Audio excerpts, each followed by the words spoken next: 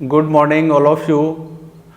UPSC के और PSC के स्टूडेंट्स जो मई में एग्ज़ाम देने जा रहे हैं उसके लिए आज वैदिक एज में कराने जा रहा हूं और पीटी के किस तरीके से क्वेश्चन होंगे आज हम उसकी चर्चा करेंगे। देखिए, वैदिक एज की जब बात आती है तो वैदिक एज से किस तरीके से क्वेश्चन पूछे जाएंगे उसे मैं बताऊंगा।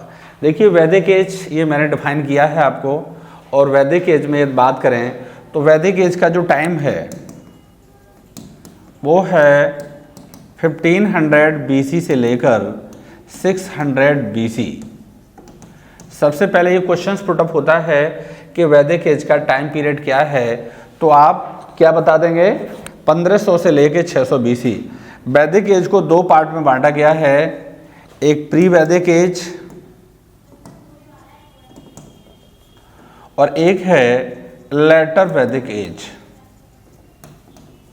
ठीक है, और इसको जो प्री वैदिक एज है इसका जो टाइम है वो है 1500 BC से लेकर के 1000 BC। वहीं लेटर वैदिक एज की हम बात करेंगे तो ये है 1000 से लेकर के 600 BC। ओके, अब इसमें हम बात करते हैं कि किस तरीके से ये क्वेश्चंस पुटअप होंगे। अब देखिए, यहाँ मैंने ये डिफाइन किया है कि वैदिक एज क्या है, इसमें वेद का जिक्र किया गया है। ओके, अब देखिए वैदिक एज की हम बात करें तो वैदिक पीरियड में यह हम देखेंगे इस तरीके से क्वेश्चंस डायरेक्ट पूछे जाते हैं जो कि मैं आपको डिफाइन कर रहा हूं। वैदिक काल का जो टाइम है 1500 BC से लेकर के 600 BC, ये यहाँ पर क्लियर हो गया। Vedic age are divided in two parts, एक तो ऋग्वैदिक एज और एक लेटर वैदिक एज, जिसको ऋग्वैदिक काल के नाम से जाना जाता है। इसका टाइम मेंशन मैंने ये कर दिया है। और उत्तर वैदिक काल 1000 BC से लेकर के 600 BC। लेकिन सबसे पहले मैं बात करूंगा ऋग्वैदिक काल की। ऋग्वैदिक काल की बात करूंगा तो देखिए इसमें OCP बर्तन मिले हैं। ये ऋग्वेद इसका इंपॉर्टेंट पार्ट है। और यहाँ पर ऋग्वैदिक भूगोल में जो नदियां हैं यहाँ से भी क्वेश्चंस पीटी में पूछ लेता है। एक ये वितस्ता नदी है, वितस्ता। ठीक है, यहाँ से वितस्ता को झेलम के नाम से जाना जाता है। ये क्वेश्चन पूछा गया है, मैच कराने को आ जाता है ये सवाल कि मैचिंग करवाने के लिए आपसे पूछ लेगा वितस्ता किसको कहते थे, तो झेलम नदी को कहते थे। ओके, अस्कनी चिनाब नदी को कहते थे। परसुड़ी यानी परसुणी ये कहते थे रावी नदी को। ओके, बिपाशा ये ब्यास नदी को कहते थे। सतुद्री सतलज को कहते थे। तो इस तरीके से यहाँ पर ये देखा गया है और यहाँ पर ये नदियों की चर्चा है। लेकिन खास बात क्या है उसकी हम बात करेंगे। देखिए, उत्तर वैदिक काल की भी हम लगे हाथों बात कर दें। इसका स्रोत क्या है, ब्राह्मण ग्रंथ है, आरण्यक है, उपनिषद है, ये सब आप जानते हैं। ठीक है, PGW पेंटेड ग्रे वेयर बर्तन है, चित्रित धूसर मृद भांड। वहीं ऋग्वेद है, वेद 4 हैं। ठीक है, लेकिन उत्तर वैदिक काल में 3 वेद का जिक्र है और इसमें ऋग्वेद का जिक्र है। यहाँ पर ये सवाल में मेंशन कर देता हूँ। ऋग्वेद प्री वैदिक एज में बात होगी और लेटर वैदिक एज में यजुर्वेद की बात होगी, जिसमें यज्ञ के प्रावधान की बात की गई है। यज्ञ के प्रावधान की बात की गई है। सामवेद में म्यूजिशियन गायन की बात की गई है और अथर्ववेद में जादू, टोना, भूत और पिशाच की बात की गई है। ठीक है, इस तरीके से आप ये क्वेश्चंस अपने बना देंगे सिस्टमैटिक तरीके से। अब हम बात करते हैं यहाँ पे कि किस तरीके से क्वेश्चंस अलग अलग सेपरेट सिस्टमैटिक तरीके से बनेंगे। ये सारे क्वेश्चंस आप इजीली गोइंग ऑन बनाने का काम करोगे। ठीक है, देखिए ये आर्यों का आगमन किस तरीके से होता है। इसमें देखिए सबसे पहले मैं ये बता दूं, जो बात हुई है वैदिक एज में, एक तो 4 वेद की बात हुई है जो मैंने बता दिया। 4 वेद का जिक्र करना है, ऋग्वेद, सामवेद, यजुर्वेद और अथर्ववेद। ठीक है, इसके अलावा 4 वर्णों की भी बात की गई है वैदिक एज में। कितने? 4 वर्ण का जिक्र है, ब्राह्मण, क्षत्रिय, वैश्य और शूद्र। यानी ये पूछा जा सकता है कि वैदिक एज में कितने वर्णों का जिक्र किया गया, तो किस पर टिक करोगे? 4। ब्राह्मण की पहचान है मुख से, क्षत्रिय की पहचान है भुजा से और वैश्य की है जंघा से और शूद्र की है पैर से, यानी ये ऊपर के तीनों वर्णों की सेवा करता था। और मैंने उधर आपको पता है ऋग्वेद, सामवेद, यजुर्वेद, अथर्ववेद की चर्चा कर दिया है, चारों वेदों का जिक्र कर दिया है। अब देखिए आर्य आए कहां से? आर्य का मतलब होता है श्रेष्ठ। आईएएस में एक बार डायरेक्ट क्वेश्चन पूछा गया है कि आर्य का वास्तविक मतलब क्या है, तो आर्य का मतलब है श्रेष्ठ। क्या है? श्रेष्ठ, यानी श्वेत भी कह सकते हो इसको, ठीक है, यानी व्हाइट। ये आईएएस में डायरेक्ट क्वेश्चन पूछा गया है कि आर्य का शाब्दिक अर्थ क्या है? श्रेष्ठ। अब देखिए आर्यों का आगमन किस तरीके से होता है, ये आर्य कहां से आते हैं, ये मैंने एक फिगर दिया है। फिगर में आपने देखा ये पूरा भारत है, और डियर भारत की हम बात करेंगे तो देखो ये ईस्ट है, ये वेस्ट है, ये नॉर्थ है और ये साउथ है, ठीक है। अब इसमें देखेंगे जो ऋग्वेद की बात है, जो ऋग्वेद 1500 BC में शुरू हो जाता है, वहीं आप देखेंगे जैन अवेस्ता है जो 1400 BC का है। वहीं मैंने मध्य एशिया का जिक्र किया है, ये पूर्वी यूरोप है पूरा का पूरा, ये टर्की वाला एरिया है, ये इराक है, ये ईरान है, ठीक है। यहाँ 2200 1600 ये भूमि अभिलेख हैं, ये बोगज कोई अभिलेख है। ये डियर इस तरीके से देखेंगे होमर, और ये ओडिसी, ये पूरा आंदोलन संस्कृति है। तो ये मैंने पूरे भारत की स्थिति उस समय की बताई है, लेकिन मेन सवाल क्या बनता है, आर्यों के आगमन के बारे में ये कहा जाता है कि पेंका एक थिंकर हैं, उन्होंने ये कहा है कि ये जर्मनी से आए थे। वहीं दयानंद सरस्वती ने ये कहा है कि ये तिब्बत से आए थे। बाल गंगाधर तिलक ने ये कहा है कि ये उत्तरी ध्रुव से आए थे। अविनाश चंद्र दास ने ये बोला है कि ये सप्तसैंधव प्रदेश से आए थे। मैक्स मूलर ये कहते हैं कि ये मध्य एशिया से आए थे। यानी आर्यों का आगमन कोई एक जगह से हमको दिखाई नहीं पड़ता, ये डिफरेंट जगह से हमको दिखाई पड़ता है। यानी आर्यों का आगमन, तो पीटी में ये क्वेश्चन सेट करवाने को आ सकता है, तो आप अपने इस क्वेश्चन को इजीली गोइंग ऑन बनाने की कोशिश कर सकते हैं, ठीक है। अब देखिए यहाँ पर ऋग्वेद कैसे बटा हुआ है, ऋग्वेद है क्या? ऋग्वेद की जब भी बात होगी तो ऋग्वेद एक प्राचीन वेद है, ठीक है। कैसा वेद है? प्राचीन वेद है। और प्राचीन वेद में जब चर्चा करेंगे तो ये 10 मंडलों में बटा हुआ है। कितने मंडलों में? ये डियर 10 मंडलों में बटा हुआ है। और यहाँ पर आप अपने सवाल को बना दोगे, यानी 10 मंडलों में। ये क्वेश्चन बड़ा इंपॉर्टेंट हो सकता है परीक्षा की दृष्टि से, पीटी में ये सवाल बड़ा इंपॉर्टेंट होगा कि ऋग्वेद को कितने मंडलों में बांटा गया है। तो किस पे टिक करोगे? 10 मंडलों में, ठीक है, जिसमें 2 से 7 तक ये सबसे प्राचीन है। अब ऋग्वेद के मंडल से परिचय हम बात करेंगे। प्रथम मंडल में जुए के खेल की चर्चा की गई है, दूसरे में कृषि संबंधी क्रियाओं पर बल दिया गया है, तीसरे में गायत्री मंत्र और जिसका विश्वामित्र ने इसका उल्लेख किया है, चौथे में कृषि संबंधी की चर्चा की गई है, ठीक है, और अनुष्ठानों पर भी बल दिया गया है। 5वें में हम देखेंगे प्यारे बच्चों, इसमें अग्नि और घोड़े की महिमा बताई गई है, क्योंकि आपको पता है आर्य यज्ञ करते थे, आर्यों का प्रिय पशु घोड़ा है, ठीक है, ये जंगलों में रहते थे। तो ऐसी कंडीशन में 5वें मंडल में किसकी बात की गई है? अग्नि और घोड़े की। 6 में हम जाएंगे तो इसमें हरियूपिया नामक एक शब्द है, इस शब्द के आधार पर बिलर ने आर्यों के हड़प्पा के पतन से जोड़ा है इसको। 7वें में हम देखेंगे इसमें 10 राजाओं के युद्ध का वर्णन है, दास राग युद्ध के नाम से बोला गया है इसको, ठीक है, और ये वरुण की पूजा का प्रोसेस भी है।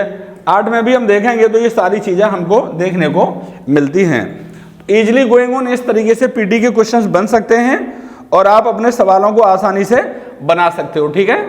अब देखो नदियों की पहचान के बारे में, प्राचीन नदी कौन सी थी और आधुनिक नदी कौन सी है, ठीक है। जैसे सिंधु नदी को आधुनिक नदी सिंधु है, वितस्ता है, झेलम बोला गया है इसको, अस्किनी को चिनाब के नाम से जाना गया है, परसुणी को रावी बोलते हैं, बिपाशा जो प्राचीन नदी थी उसे आज व्यास कहते हैं, व्यास नदी।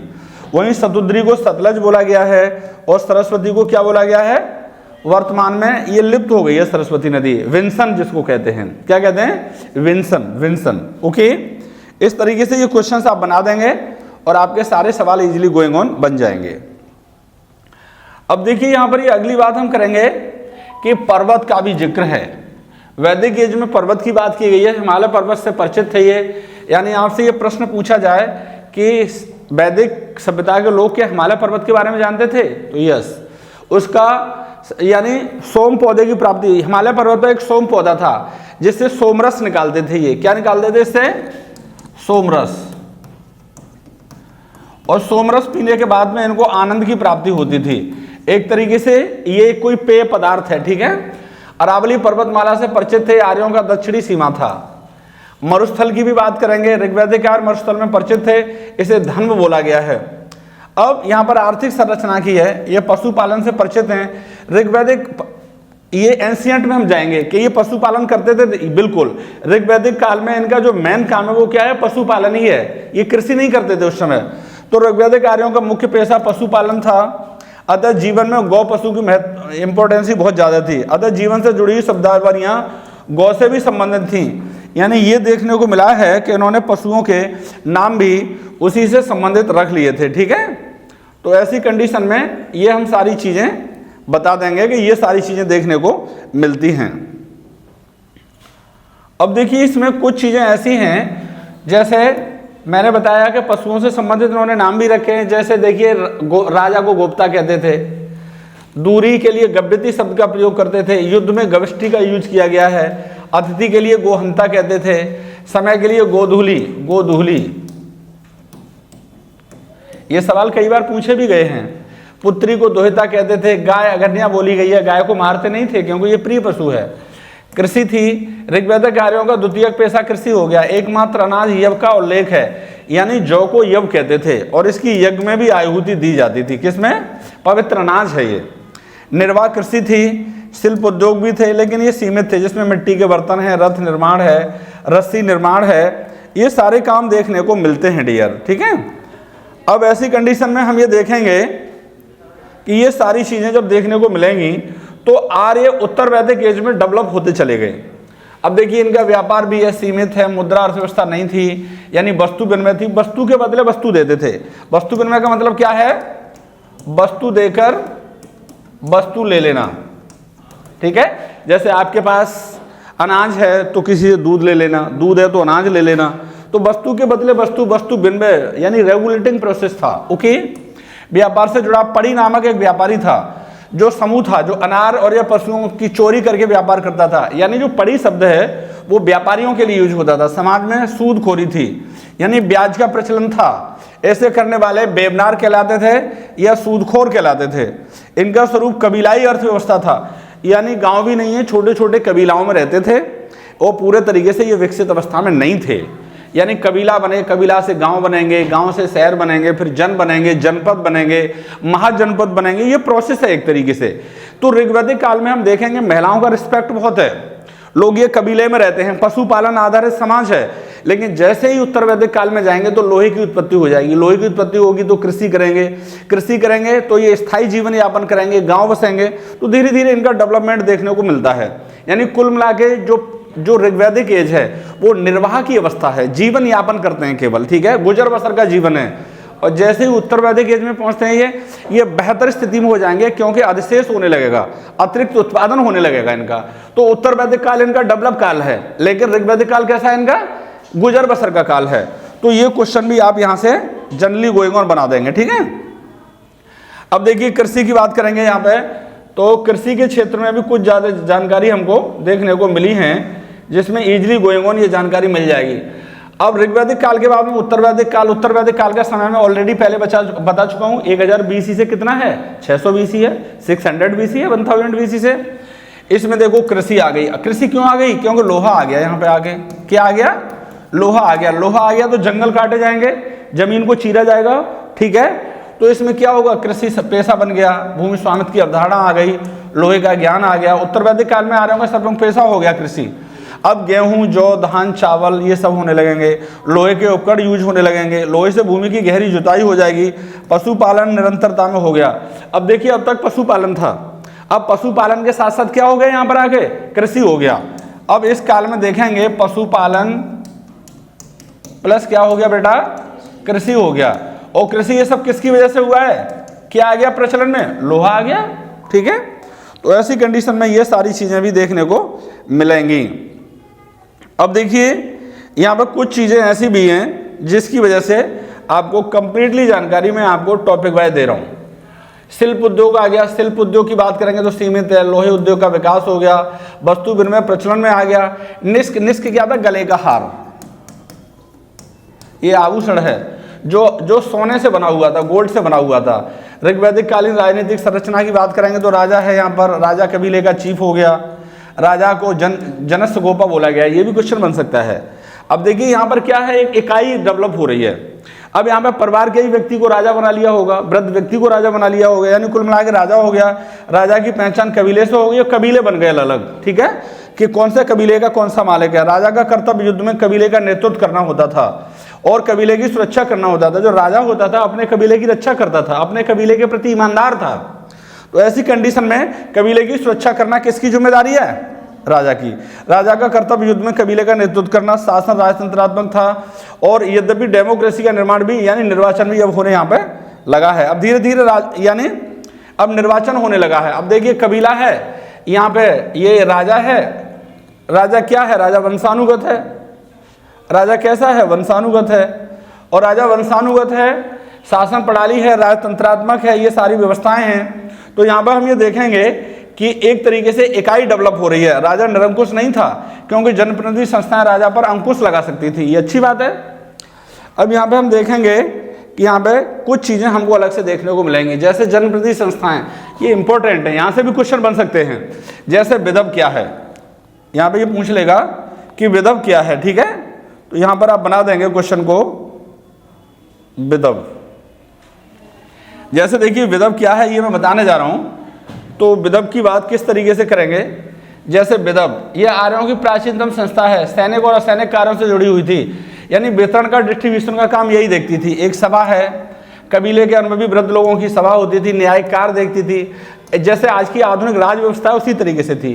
एक इसके बाद में समिति है, ये कबीले के लोगों की इंपॉर्टेंट संस्था थी, जहाँ सभी महत्वपूर्ण वाद विवाद यानी जैसे लोकसभा राज्यसभा होते हैं ना, उसी तरीके से सारे काम इसमें होते थे। राजा का निर्वाचन होता था। आधुनिक राज्य व्यवस्था को निम्न सदन के नाम से जाना जाता था। सभा और समिति में महिलाओं को भी शामिल किया जाता था। सभा में समिति को प्रजापति की 2 पुत्रियां बोला गया है। यहाँ से ये भी क्वेश्चन पूछ सकते हैं कि विधव, सभा और समिति क्या है। तो मैंने ये भी आपको इजिली गोइंग ऑन बता दिया है, आप इन सवालों को भी सिस्टमैटिक तरीके से जिक्र कर दोगे। अब देखिए यहाँ पर कुछ बातें और बचती हैं, जैसे गढ़ क्या है, गढ़ जानकारी नहीं है उसकी। प्रशासनिक इकाइयों में सर्वोच्च इकाई क्या है, देखिए परिवार, वेश, जन, कबीला, लोगों का समूह है ये वेश। और इसमें नौकरशाही भी डेवलप है, खत संबंधित नौकरशाही थी, सेनानी थे, पुरोहित थे, ये सारी चीजें इसमें धीरे धीरे जुड़ी हुई थी। तो कुल मिला के ये देखने को मिलता है कि वैदिक सभ्यता ऋग्वैदिक के बाद में उत्तर वैदिक काल में डेवलप होती चली गई। अब देखिए जिस तरीके से मैंने आज वैदिक सभ्यता का वीडियो दिया है, इसका कुछ पार्ट और छूटा हुआ है, तो इस तरीके की वीडियो आपको मिलती रहे और परीक्षा आपका क्वालिफाई हो जाए और आप मुख्य परीक्षा लिखें। इसके लिए प्रतिष्ठा IAS अकेडमी के यूट्यूब चैनल को आज ही इसी समय सब्सक्राइब कर लें, तो DR सर की क्लास आपको इजिली गोइंग ऑन मिलती रहेगी। तो अभी करिए ताकि सब्सक्राइब हो जाए और आपको मेरी क्लास अगली मिलती रहे।